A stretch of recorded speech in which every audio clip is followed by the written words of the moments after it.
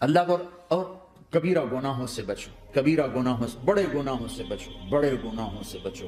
چھوٹے گناہ ہوتے رہتے ہیں وہ اللہ بھی درگزر کرتا ہے، بڑے گناہوں سے بچو، وہ بھی ہو جائیں توبہ کر لو، معاف، توبہ کر لو، معاف۔ ماں باپ کی نافرمانی بڑا گناہ ہے۔ ایک صحابی کی بیگم نے کہا یا رسول اللہ میرے خامند موت کی حالت میں کلمہ نہیں پڑھا جا رہا، علقمہ۔ آپ دوڑے ہوئے گئے، آپ نے کہا بیٹا کلمہ پڑھو گا، یہ نہیں پڑھا جا رہا، بول رہے ہیں کہ پڑھا نہیں جا رہا، کیوں؟ پھر آپ نے ایک دم کہا کوئی ماں باپ میں زندہ کا جی ماں راضی ہے، کہ نہیں ناراض، بلاؤ۔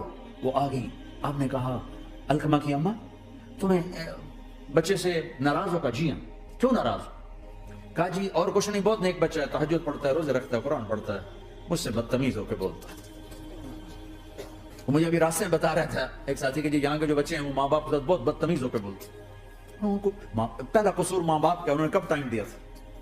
ان کو ٹائم دیا تھا بچوں پر محنت کے لیے؟ کہا یا رسول اللہ اور کچھ نہیں ہے، بدتمیز ہو کے بولتا ہے۔ تو آپ نے کہا معاف کر دے، کہا میرا دل ٹوٹا ہوا ہے۔ آپ نے کہا اچھا اگر میں اسے آگ لگاؤں پھر سفارش کرو گی، معاف کرو گی؟ کہا پھر تو کروں گی، اتنا تو میں نہیں سہ سکتی۔ کہ اگر تو نے معاف نہ کیا تو سیدھا اللہ کی آگ میں جائے گا۔ ہے کون؟ صحابی۔ آپ نے کہا اچھا یا رسول اللہ میں معاف کرتی ہوں، میں معاف کرتی ہوں۔ تو آپ نے کہا بیٹا کہو لا الہ الا اللہ، تو اس کے کہا لا الہ الا اللہ، اور جان نکل گئی۔